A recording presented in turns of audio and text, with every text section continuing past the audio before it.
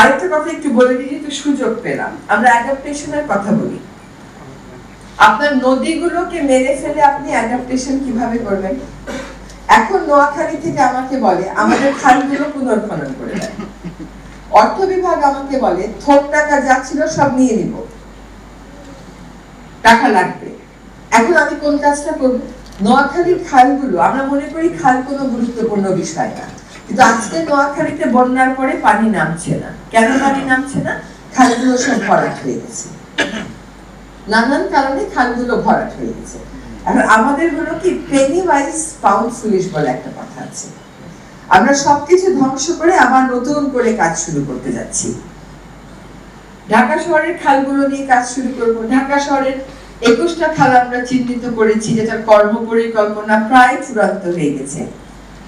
এখন ঢাকা শহরের খালগুলো পুনর্খনন করলাম, ড্রেজিং করলাম, অবৈধ দখল উচ্ছেদ করলাম, ধরেন সবকিছু আমরা সময় মতন করে ফেললাম। আপনি হাতির ঝিলের পাশ দিয়ে হাঁটতে চান না, কেন চান না? গন্ধ আসে আপনার নাকে। এখন খালগুলো আমরা পুনর্খনন করে দেব, আমরা অবৈধ দখল মুক্ত করে দেব, সীমানা এঁকে দেব, সরকারি বেসরকারি অংশগ্রহণে হয়তো খালের পাড়ে কিছু কিছু চেয়ারও দিয়ে দিব, কিন্তু আপনি তো হাঁটবেন না, কারণ সিওয়েজের গন্ধ আসবে আপনার নাকে। এখন 53 বছরে সিওয়েজ সমস্যার সমাধান হয়নি, আমি 4 মাসে কেমন করে ফেলবো? কিন্তু কাজটা আমাদেরকে করতে হবে।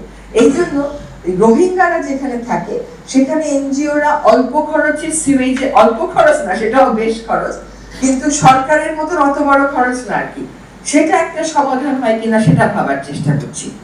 So what we can do, আমাদের লিমিটেড সময়ে যে কর্ম পরিকল্পনাগুলো সকলকে সাথে নিয়ে চূড়ান্ত করে কাজটা শুরু করে দেওয়া। বায়ু দূষণের কর্ম পরিকল্পনা চূড়ান্ত হয়ে গেছে, এখন কাজটা শুরু করে দিচ্ছি।